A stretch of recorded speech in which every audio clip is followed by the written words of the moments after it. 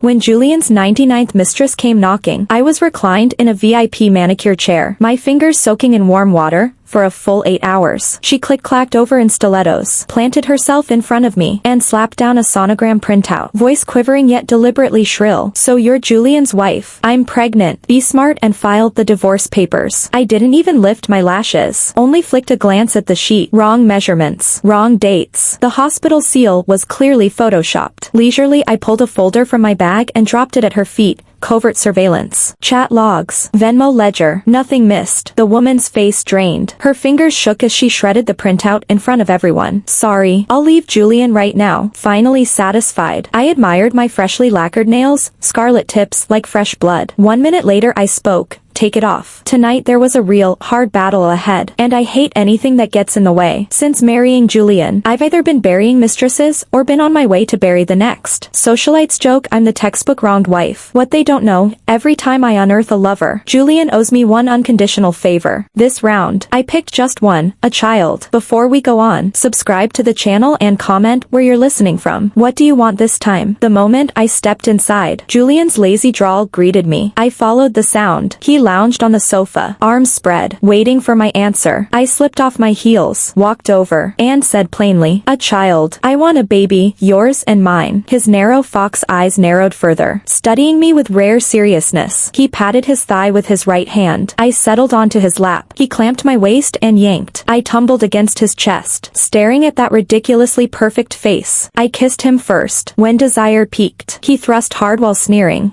"Don't dream you can trap me like other women. Even if you give birth, I'll never love a woman forced on me." He pounded furiously. I swallowed the cry of pain. Brows knitted. After who knows how long, a phone call dragged him away. I lay gasping, palm flat on my still flat belly. What I want has never been his pitiful love. Julian's reputation for debauchery is legend. No mogul wants his daughter near him. Past 30, Julian's still the same useless playboy. Richard and Eleanor were frantic, forced to hunt lower, through layers of screening. A penniless, parentless top student, me, entered their sights. They needed a docile, sensible girl to tame him. I played sweet, meek, attentive, dutiful, humble, caring in every detail, tossing in the occasional high EQ remark until the elder Vancess beamed. Despite Julian's fierce protests, they parked me beside him. I became the laughingstock Vance. After that, Julian escalated, sometimes juggling 3 flings at once. Tabloids caught him again and again. As his wife, I had to clean up the mess. Once he went too far, spooked Vance's stock and felt Richard's wrath. Post-lecture, he toned it down, for a while. That was when my real plan began. I started setting the terms. At first, jewelry, designer bags, gold and silver, then pricey cars and condos in Beverly Hills, letting Julian think I was just another vain gold digger. When the list was almost exhausted, I graduated. I walked straight into Vance Corporation, climbed on merit plus the Vance spotlight. Ding. Mistress number 100 sent her catfight bait, every word begging me to explode. I typed a bored reply, killed the screen, and stepped into the bathroom. I can play jealous bimbo in my sleep, but I never waste energy on pointless turf wars. What I want is the summit of power. Once I carry Vance's blood, Richard and Eleanor will turn from coddling Julian to despising him and groom the new heir in my womb. The in-laws did nag for grandchildren, so when I asked for a baby, Julian barely resisted. He loves fun. If I initiate, he's happy to mess up the sheets. Yet every time we finish, some woman's ringtone steals him. Halfway through today, a call shredded the mood. He froze, answered with unusual care. Whatever she said, Julian pulled out, dressed, and bolted. This has never happened before. Even if a mistress rang, he'd leave her on speaker, hammering into me while smirking at her dirty talk on the line. The girl would coo, fake pout. He'd sneer that he'd never want me, just doing his family duty. 5 years of that script. Mistress 100 actually made Julian drop everything and run. Impressive. Ding. She texted, "Jules really loves me, one call and he's here. Be smart," and signed the divorce papers. "Stop clinging." I chuckled. "How do you know it's love? 10 seconds ago, he was still inside me." She went silent, probably fuming. So easily triggered. Being a Vance is no fairy tale. I've met every one of the previous 99. Julian once made me deliver condoms at 2 a.m. if the heat of the moment left them unprepared. I'd feed his girls the morning after pill. Julian excels at twisting the knife. I drive one mistress away. He signs up 2 more. car. He tosses me a compensatory treat so I won't tattle to his parents. But his antics don't cut me, and I'll never run to Richard or Eleanor. The more he self-destructs, the brighter my future. The instant the stick showed a faint second line, I sped to St. John's Hospital. The moment the doctor confirmed the pregnancy, I texted the elder Vances. Overjoyed, they invited Julian and me to the Vance estate in the Hamptons for dinner. Snow fell heavily that night. Winter wind sliced bone deep. Halfway there, Julian's phone rang.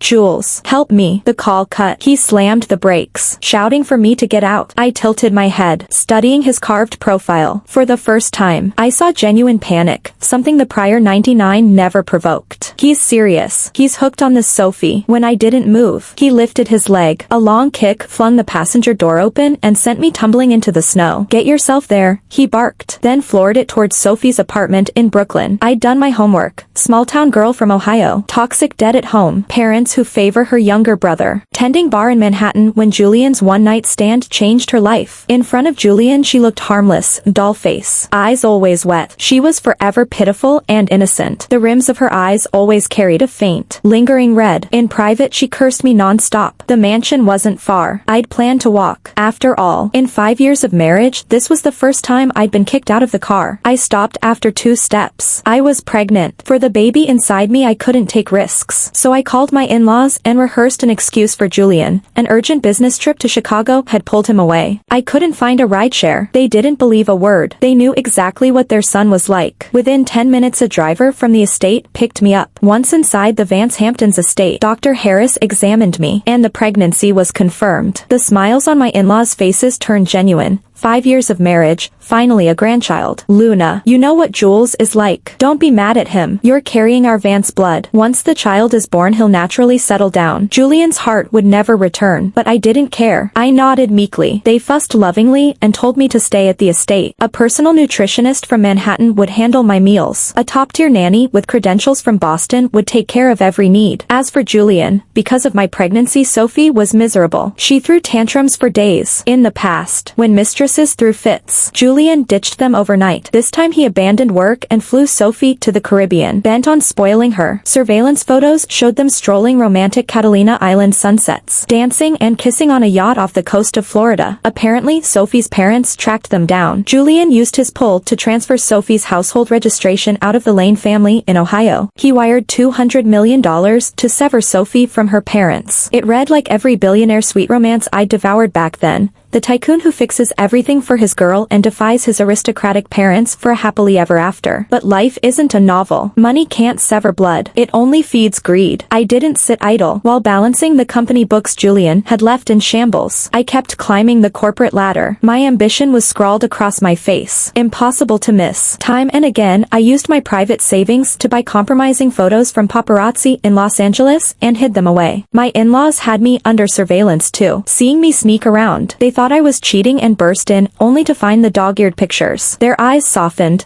All these years you've been cleaning up Jules's messes. Thank you. Truly. I smiled gently. Mom, it's what a daughter-in-law does. She patted the sofa beside her. I sat. She squeezed my hand. From now on leave the dirty work to us. Rest. Grow that baby. And stay away from the office. A healthy grandson is all that matters. Leaving the company meant cutting off my information pipeline. Impossible. I pressed my lips. Mom, I know my limits. The baby will be fine. I love working. When I stop my mind spirals. Mother-in-law studied me, then silently wired $1 billion to my account. They'd always been generous. Usually they sent $1 million at a time. I never spent it. The sums had piled into the tens of millions. $1 billion was a first. It meant my gamble had paid off. I thanked her sweetly. The moment she left I stared at the figure. Then, without blinking, donated the entire wire to the Riverdale orphanage, where I'd grown up. My hand slid to my still flat belly. I wanted far more than $1 billion. I wanted the entire Vance dynasty. Power is the sweetest medicine. When Julian returned and learned I was living at the estate, he simply brought Sophie home. The maids told me Sophie hated my scent. She tossed every stick of incense I'd ever touched. Everything that had been mine Julian coldly discarded. The whole house was drenched in cheap orange perfume. One maid grumbled, "Ma'am, it's the kind you buy at the dollar store." Yet Mr. Vance insists she bathe in it. My belly swelled week by week. I still haunted the Vance headquarters in Manhattan, and as my in-laws' regard for me grew the executive floor followed suit. With With my track record, I steered the company clear of several PR wars. I began brushing the inner core of power. Julian, meanwhile, cared less and less about business. His obsession with Sophie escalated until it eclipsed company interests. Whenever Sophie's relatives kicked up a fuss, he dipped into corporate funds. Each payoff fattened the Lane family's appetite. His childish, careless use of the treasury as proof of love kept snowballing. He even installed Lane relatives inside Vance because Sophie could that. After all, it was her baby brother. When the kid screwed up a major deal with a Dallas-based client and I moved to fire him, Julian only sighed, "Can you quit targeting Soph?" I, the ever-docile wife, obeyed. He promptly installed clueless Sophie as my secretary. She understood nothing. She couldn't keep pace, couldn't follow a single instruction. Whenever I spoke, her eyes reddened. She'd run to Julian, sob without a word. Julian would storm in and scream at me, his very pregnant wife. Thanks to Sophie, the company hemorrhaged several major contracts, including a lucrative partnership with a Silicon Valley firm. Julian blamed my incompetence and ordered me home to await delivery. I swallowed the insults. As my due date neared, Sophie turned frantic. Again and again, she schemed to trigger a miscarriage. When I dodged every trap, she lost patience and shoved me outright in the mansion's grand hallway. The impact sent me into premature labor. Clutching my belly, I screamed, bright red blood pooling beneath me. I looked at the man who was still my husband. Jules. Blood, our baby. He shielded Sophie. Voice ice cold. Babies are replaceable. You bullied Soph, so suck it up. No one helps her. Sophie peeked from behind him, gloating, willing my child to die inside me. Too bad. My pregnancy was the Vance elders' prized asset. Their watchers were everywhere. The instant I hit the floor, they rushed to lift me and speed me to St. John's Hospital. Sophie blocked the elevator, shrieking that no one assist. They shoved her aside, slapped her across the face, and whisked me to the hospital. Their paychecks came from my in-laws, the baby's grandparents, not from Sophie. They knew which side owned them. The moment Richard and Eleanor heard, they stormed in and demanded Julian cut Sophie off. Julian dropped to his knees in the corridor. "Mom, Dad, and she can raise the kid." Then the corridor filled with a newborn's wail. I knew Julian was finished. The gender had been verified months earlier. A boy, exactly what I'd planned. Only a son could chain the Vance elders' hearts. The nurse whisked the baby straight from the delivery table to a DNA lab in Manhattan for a paternity test. Julian knelt outside the delivery ward and kowtowed humbly to his parents. "Mom, Dad, Soph knows she was wrong." Luna provoked her, and Soph lost her head for a second. "She promised me it won't happen again. I don't love Luna anyway. Just give the baby to Soph and let her make amends." His father said nothing, face dark. His mother stared at him in icy silence, her eyes full of disappointment. "Give it to Sophie? Your father and I may not be in the office daily, but we aren't blind. If Sophie hadn't shoved Luna, would Luna have had a premature delivery? Do you know how dangerous prematurity can be, especially at 32 weeks? Julian wouldn't admit defeat. How dangerous can it be? Luna did it on purpose to target sophomore. "Mom, Dad, Soph is the only one in my heart." "Fine. If you want another grandchild, Soph and I will give you one." At that moment, the paternity report appeared, sent straight to his father's phone. He showed the screen to Eleanor. When the verdict confirmed a father-son match, the last drop of fondness in Eleanor's heart evaporated. "You and Sophie have a child? Luna is the daughter-in-law we personally chose, known to all of New York society. If her baby dies now and you let some trashy mistress give birth, what will people think of the Vance family? How shamefully they'll gossip in every country club from Manhattan to Palm Beach." With every sentence, her voice sharpened, anger brimming. Julian had never seen his mother lose her temper before, no matter how wildly he misbehaved. They laughed it off. Later they'd merely remind him to be more careful, but this time his mother actually shouted at him. He knelt toward his father. "Dad, I simply don't love Luna. You asked for Luna, and I married her. Now I only want to be with Sophie. Can't even that be allowed? Why should we care what outsiders think? This is our family business." Richard sighed helplessly, eyes flooded with disappointment. They had indulged Julian, but they had limits. Before, there had been no alternative. He was their only heir. He used to have a sense of proportion. He knew business came first. Now he trampled the family name while letting his mistress claw at his legal wife. Moreover, I was the perfect bride they'd handpicked. Good figure, polished image, impeccable looks, high IQ from an Ivy League background, and, after 5 years, seasoned EQ. In public, I was flawless, lauded at every charity gala and business event. At company and at home, I kept everything running like silk. Orphaned, a spotless background. Sophie, physically, she's inferior. A pretty face, sure, but no college education. Her parents are grasping, an endless money pit from a small Ohio town. However deep the family coffer, it could be drained overnight. Such trash genes should never be allowed into the Vance line. The family would become a laughingstock among their social social circle. Julian was already a disgrace. If the wife were worse, Vance's future would spiral downhill fast. The dynasty they'd fought an entire life to build, from a small New York startup to a global conglomerate,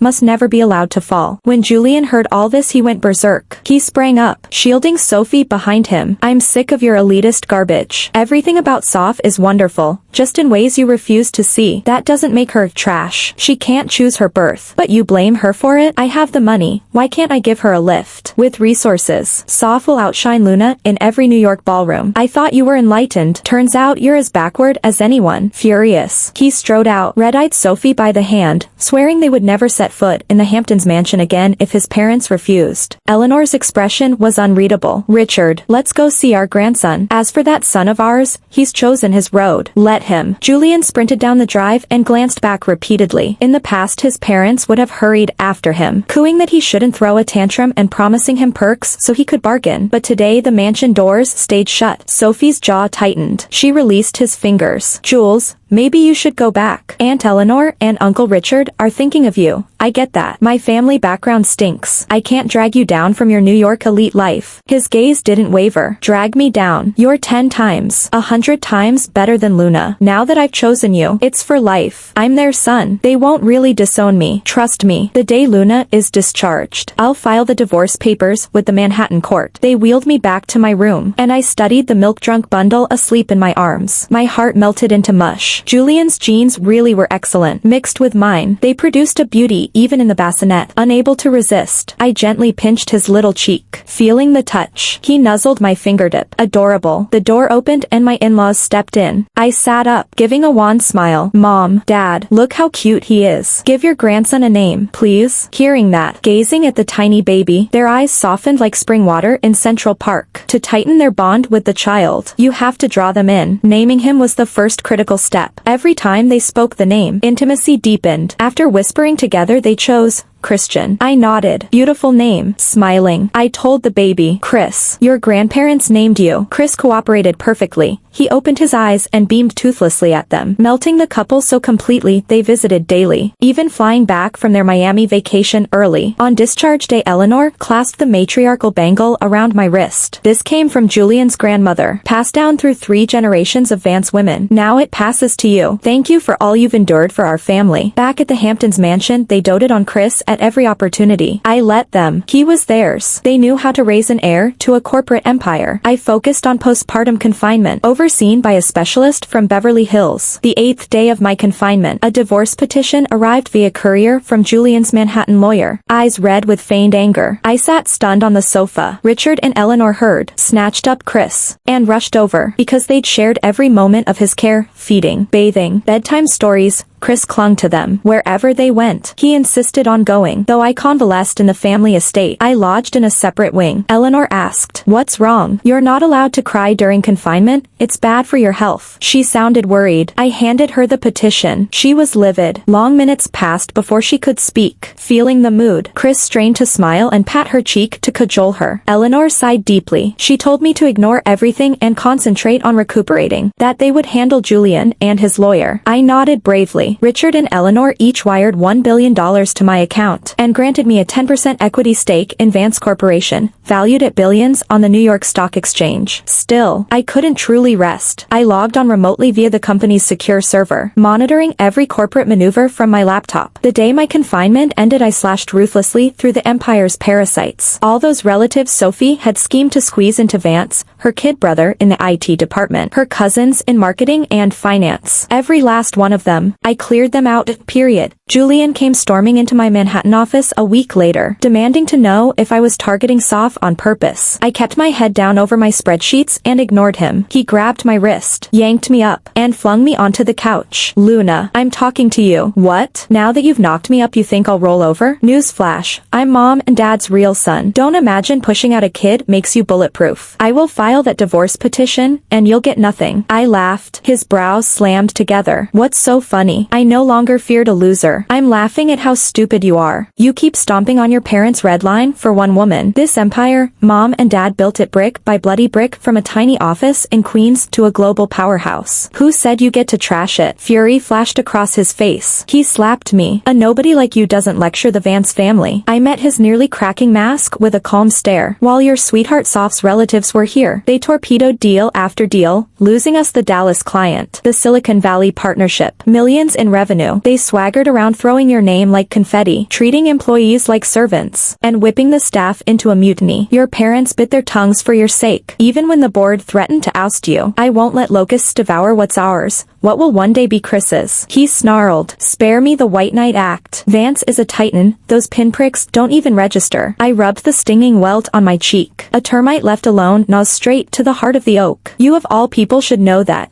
You've been nibbling at this company for years. Julian, kindly leave. I still have earnings reports to review for the quarterly shareholder meeting. Swish, a 5 black-suited security guards strode in, summoned by the panic button under my desk. Their eyes locked on Julian. He knew instantly who'd summoned them. I'm the heir to this kingdom. He jabbed a finger at me. Throw that witch out. We're already divorced. She has zero right to breathe my air in this building. The guards glanced from me to him. One apologized. Sorry, young master. The old man and madam were explicit. We take orders from the lady alone. Per their written directive. I dipped my chin. They escorted Julian out, his shouts echoing down the corridor. I simply moved back into the main Hamptons mansion. Whenever I had a free moment, I played with Chris, taking him to Central Park, the Manhattan Children's Museum, teaching him his ABCs and basic math. Most days, I left him with Richard and Eleanor, with that golden grandson gripping their hearts. They seated me corridor after corridor of power. Step by step, I reached the conglomerate's core, buying loyalty in chips of trust,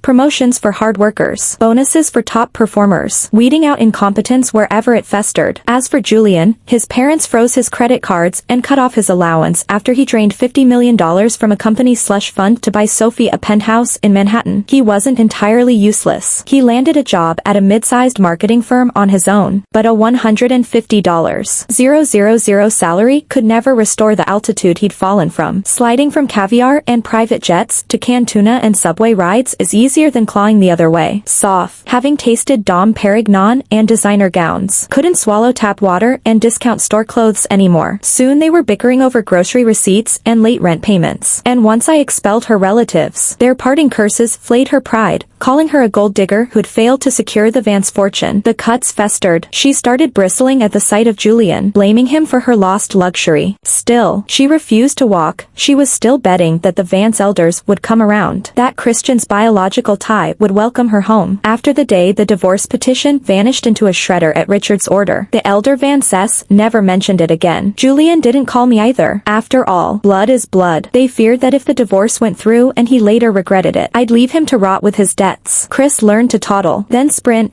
blink, and he was 3. The boy was frighteningly bright. He'd inherited every premium gene, photographic memory, charm that made strangers smile, EQ that had both grandparents cackling daily at his witty remarks. He had them wrapped so tight they started signing transfer deeds, properties in Manhattan, beach houses in Malibu, shares in subsidiary companies. Between sneezes, I knew control could be yanked back in a heartbeat. A single nod from Richard and Eleanor, and every ally I'd groomed would pivot. That's the narcotic of power. It's never truly yours until the strings are cut. So the moment Chris could sit still, I began tutoring him in balance sheets and brand warfare, using simplified Vance case studies. By elementary school, he begged to tag along to HQ every afternoon, sitting quietly in my office while I met with executives, asking astute questions about mergers and acquisitions. I withheld nothing, vowing that every share, every trust, every antique pen in my desk, once owned by Vance's founder, would be his at 18. Zero secrets, zero regrets, just pure, laser-focused stewardship of the firm. Meanwhile, Richard and Eleanor were wearing down. Chris's tornado pace, running from soccer practice to piano lessons to business meetings, drained them, and my record remained spotless. The more they relaxed, the tighter I carved my initials into the marble of Vance's power structure. Yet everything still stood in Christian's name, which suited me fine. Then a sweeping epidemic slammed New York City. Both elders caught it, their health deteriorating rapidly despite the best care from private doctors. I quarantined Chris in the Malibu beach house with his nanny and moved my office to their bedside at the Hamptons mansion. Night after night I monitored their vitals while Dr. Harris coded charts. One dawn their hearts stuttered. Between ragged coughs they begged to see Chris. I wore an N95 mask and spoke softly softly. Mom, Dad, I'd give anything to let him hug you. He's next door in Malibu. Virus-free. If he walks in here, I shook my head. One tiny breath could be lethal. The virus is too contagious. But he's safe, surrounded by nurses and doctors. The minute you two beat this, he'll barrel straight into your arms. I promise. I flicked a glance at Dr. Harris, who nodded in agreement. Richard studied me through sunken eyes, hacking until his lungs quieted. Luna, we're not making it out, are we? You've been circling this moment like a hawk, waiting for us to drop. I curved my lips into a sad smile. Dad, what are you saying? I'm your daughter till the day I die. I was orphaned once. You gave me parents, a home, a future. I'm praying for you, not plotting. Eleanor yanked off her ventilator mask, pupils cloudy with fever and suspicion. We know you too well. We realized too late. This bug isn't half as vicious as what you slipped into our IVs, slow acting, undetectable, just enough to weaken us beyond recovery. Only our deaths hand you regency rule over Vance until Christian comes of age. When he's old enough, the brand on the building might read Luna instead of Vance.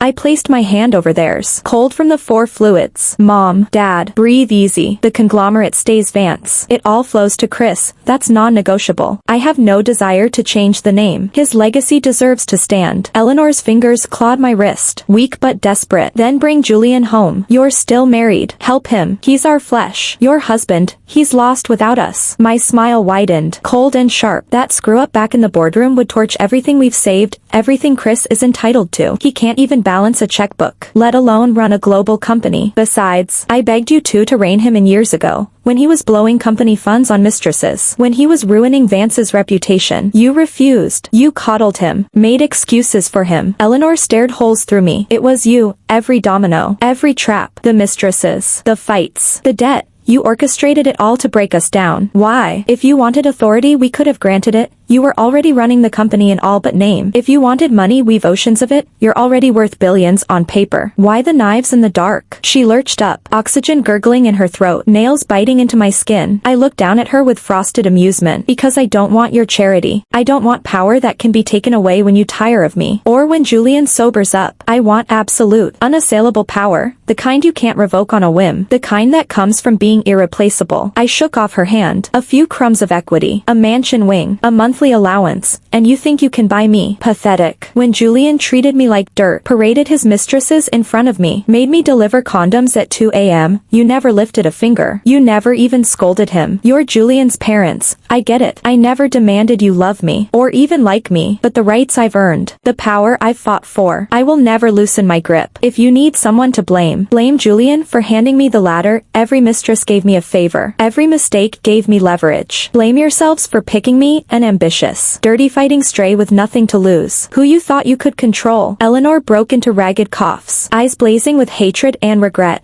Regret that they had chosen me back then. Regret that they had underestimated me. If we'd known you were a monster, we'd have picked Sophie. I laughed coldly. A sharp, bitter sound. Pick Sophie and you'd still be wailing. She'd have drained your bank accounts, sold company secrets for designer bags, and run off with a younger man within a year. At least I've kept Vance profitable, kept your legacy intact. At least Sophie wouldn't have poisoned us. I'd run out of patience. You chose me to use me, didn't you? Don't play innocent now. You used the fact I was an orphan with no backing, no family to defend me. You used my meek act, my Ivy League degree, my ability to smooth over Julian's messes. You pushed me to retreat again and again, to accept humiliation after humiliation, because you thought I had nowhere else to go. You're no saints either. Your hands are stained red with the blood of competitors, of employees who got in your way. Don't pretend you're better than me. Everyone's in it for themselves. The winner takes the crown. That's the lesson you taught me, Mom, Dad, with every underhanded deal, every broken promise, every time you put Vance above all else. I just refused to be the one chewed up and spat out. Mom, Dad, time to go. I yanked out their ventilator tubes in one swift motion, watched them gasp for air, their chests heaving uselessly, until their eyes went glassy and still. I flicked a glance at Dr. Harris, who nodded once. He'd handle the cleanup, falsify the medical records, make it look like complications from the virus. I disinfected myself from head to toe, changed into fresh clothes, and flew to Malibu to see Chris.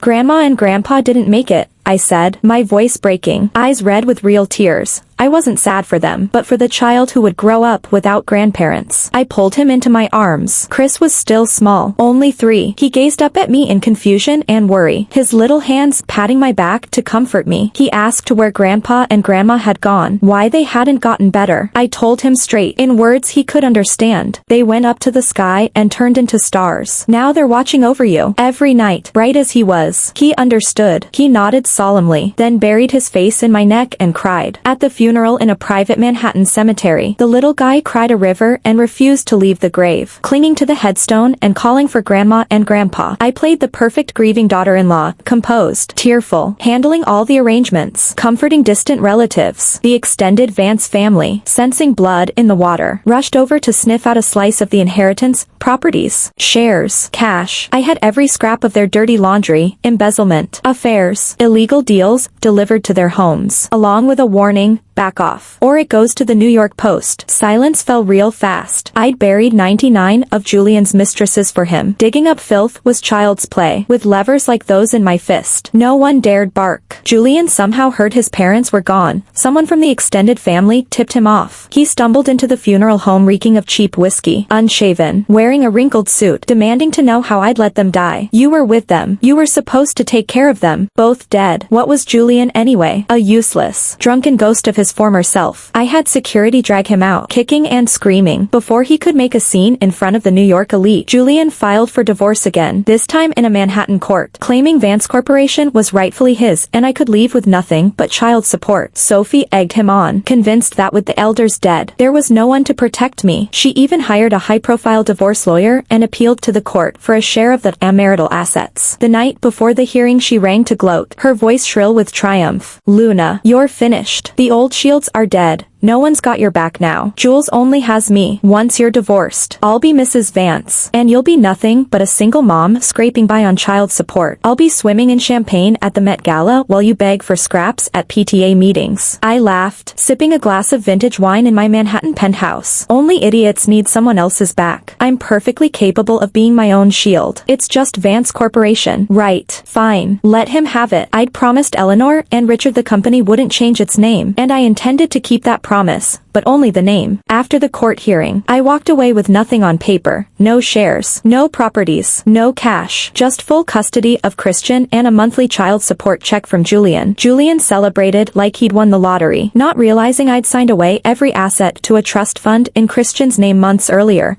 All the Manhattan real estate, the Malibu beach house, the subsidiary shares, the cash reserves, Vance Corporation itself. I'd saddled it with trillions in hidden debt, bad loans, risky investments, pending lawsuits, making it an empty shell. Julian tried to fight for custody, but to Chris he was a stranger, a drunk who showed up once or twice a year screaming and crying. The boy refused to go near him, hiding behind me whenever Julian was around. The judge ruled in my favor, granting me full custody and ordering Julian to pay $10,000 a month in child support. Peanuts compared to Vance's worth, but enough to keep Julian broke. I took Chris and sauntered off to the new mansion I'd bought in Beverly Hills, paid for with my own earnings from years of smart investments. 5 days later Julian stormed in, wild-eyed and unhinged, swinging at me like a madman. I sidestepped easily, and security tackled him to the floor. Luna, you planned this. You set me up, he screamed, thrashing against the guards. You handed me an empty shell. Vance is drowning in trillions of debt. The banks are calling. The board is revolting. And I can't pay anyone. I went to claim my parents' estate and found everything, every house, every share, every dollar is in Christian's name. You stole it all. I inherit the company and all I get is toxic debt. It was you. You did this to me. You signed away every asset without blinking. Why? Give my parents' fortune back. Every cent is mine. Mine. He lunged at me again, but the guards held him down. I lifted a hand, signaling the guards to ease up. I knelt down in front of him, my voice cold and calm. My Christian is the real heir. The late Mr. and Mrs. Vance settled their entire estate on him. What's that to do with you? You proved long ago you're not fit to run Vance. Not fit to be a father. Not fit to be anything but a spoiled child. You wanted the corporate throne. We let you have it. Enjoy the debt. Enjoy the lawsuits. Enjoy the ruin. What more do you want? Julian glared at me, his face purple with rage, screaming that he'd kill me. I stood up and called the cops. Let him stew in a Manhattan jail cell for a while. while, assault and trespassing charges would keep him busy. By the time he got out on bail, Vance Corporation had imploded. The board fired him. The banks foreclosed on company assets. And every subsidiary was sold off to pay down debt. Every asset in Julian's name, including the penthouse he bought Sophie, had been seized to cover liabilities. He was left with nothing but the clothes on his back and a mountain of debt. Word got back to me that Sophie, seeing he had nothing left to bleed, had hooked up with a wealthy real estate tycoon from Miami while Julian was in jail. She'd cleaned out their tiny apartment and vanished without a trace. When Julian found out, he went completely insane. With trillions in debt he could never repay, and no one left to mooch off, he tracked Sophie down to her Miami penthouse and confronted her. The argument turned violent, and the two of them died together in a plunge from the 20th floor, an apparent murder-suicide. According to the Miami police, I never told Christian. He felt nothing for Julian anyway, had never even called him dad. Vance Corporation was in ruins, so I bought it back, for pennies on the dollar, using funds from Christian's trust. I renamed it Vance Global Holdings, but kept the core Vance name as promised. It still sat squarely in my pocket, controlled through the trust until Christian came of age. The shareholders hated it. The employees grumbled about the new leadership. So what? I never expected loyalty, only results. Just like the security guards flanking me, just like the executives running the day-to-day operations, their loyalty is always for sale to the highest bidder. They served Eleanor and Richard for money. Now they serve me for the same, plus the stability I bring. Stand at the peak and the whining fades all by itself. I taught my son without reservation. I brought him to board meetings, let him sit in on negotiations, taught him the ins and outs of corporate law and global finance. I instilled in him my values: merit over nepotism, compassion over cruelty, strength over weakness. When he turned 18, I transferred every share of Vance Global Holdings into his name, along with the trust fund and all the properties. I stayed on only as an advisor, guiding him but never controlling him. When Christian could stand alone at 20, confident, capable, respected by the board and employees alike, I started living for myself. I wanted to see the world, taste other lives while I still had time. I placed the Vance matriarchal bangle in Christian's hand. It had always belonged to him, to the Vance heir. He didn't understand. His brows furrowed in confusion. Mom, why give away everything you fought for? You could hold the power yourself. You built this empire back from the dead. I smiled faintly, brushing a strand of hair from his face. Power you can't take with you means nothing to me. I've spent years chasing power, chasing control. Now I want to chase freedom. I've got vaster worlds to see and bigger dreams to chase than sitting in a Manhattan office all day. Maybe no one will ever understand why I handed the crown back. I could have kept it clenched in my fist, ruled Vance Global Holdings with an iron fist until the day I died. But I refused to stop there. Under my tutelage, Christian has changed Vance for the better. Men and women are equal in every department. Employee benefits are among the best in the industry, and the company donates millions annually to orphanages and girls' education programs. When I left, Christian walked me onto the private jet himself, tears in his eyes. I'll make you proud, Mom. I know you will, I said, hugging him tightly. My first destination, the Riverdale Orphanage in upstate New York, the place that raised me. I'd been funding it anonymously every year without fail, but now I wanted to be there in person. I planned to teach every girl there to seize resources with her own hands, to get an education, to fight for what they want, to never let anyone make them feel small or powerless. Show them, step by step, how to claim the microphone, how to build their own empires, how to win. Thank you for listening to tonight's story. If you liked it, hit like and share with a friend. We'd love to hear your thoughts in the comments. Don't forget to subscribe for more tales of love, betrayal, and power. See you next time.